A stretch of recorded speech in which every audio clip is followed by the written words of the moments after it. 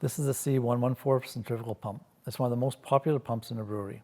As a rule, the seal needs to be changed on a regular basis. Depending on the application, it could be every 6 months or as long as 2 years. Sometimes, as a maintenance measure, it's simply a good idea to take it apart and clean it. Now, it's not unusual for us to get calls asking how to do that.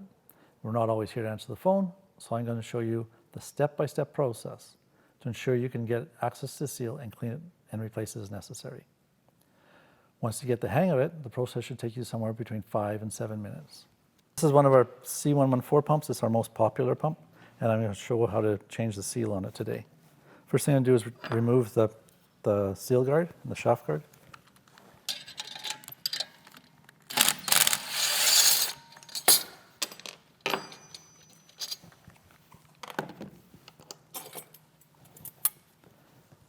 Then I'm going to remove the front cover, so I take the case and clamp off first. And then I pull the front cover forward. Sometimes they're sticky, so you just have to give them a little bit of a hit with your hand. Then we're going to remove the impeller. There's a little impeller key right here, a little impeller pin. You move it horizontal, use your fingers to center it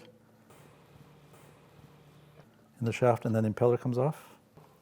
Turn the shaft 90 degrees and the pin falls out. We don't want to lose that. And then turn the back plate just slightly counterclockwise and it comes off. And inside is our seal. So we just pull the seal, spring, cup, and everything off at once.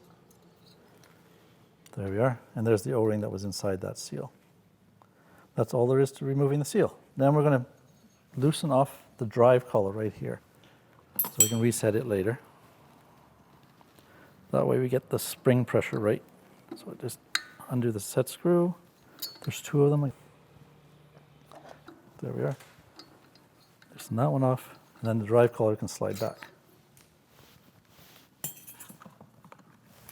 So this back plate's damaged. It's no good. We can't put it back in. So we're going to take the pins off the back, this back plate, put them onto the new one we have over here. There's our new one. And we're going to just, these aren't very tight. That one's nice and loose. Take that one off. Yeah, you want to be careful because this new plate right here is in beautiful condition. It's brand new. We don't want to scratch that at all. So.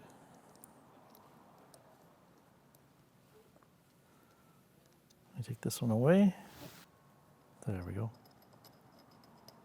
When I get both pins in, I have to make sure they're pointing in opposite directions like that. And then I'm going to pair of pliers, and we want to just tighten that up to there and to there. Now we reassemble it. We just get a new seal kit. This is one of our ultimate seal kits. It's got the spring, the cup, everything you need. Put this away.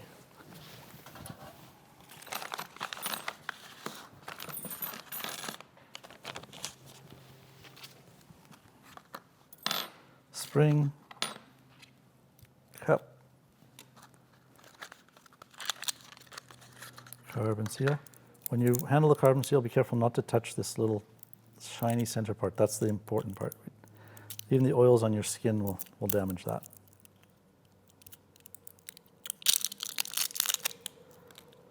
Put the O-ring inside. Put it in the cup.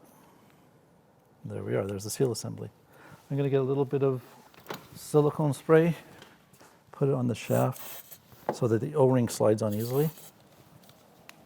And I'm going to take this whole assembly, slide it in. When I put it together, there's the drive collar. If there's a pin on the drive collar, it's important that it lines up with a slot on the cup, like that. I put the back plate back on, slide in. These little pins will hold it in place. Put in, turn it, quarter turn. Put the shaft horizontal, put the impeller key back in, put the impeller back on, turn it a quarter turn, the pin falls down, and now it's stable. I'll change the casing gasket.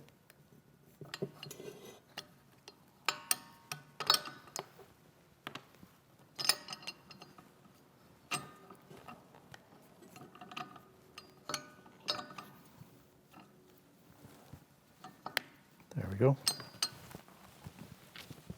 Put the casing back on.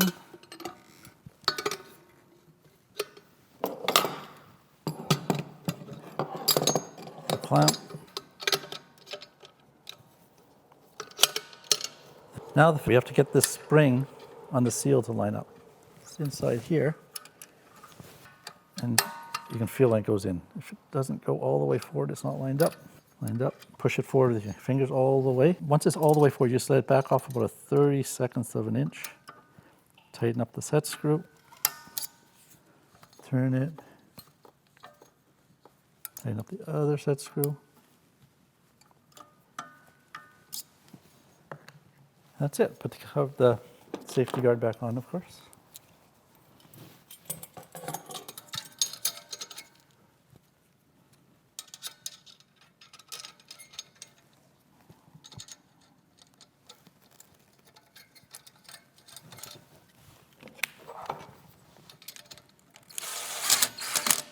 And we're done. That's all there is to changing the seal. One last thing, it's always a good idea to have at least a spare seal kit on hand. See you next time.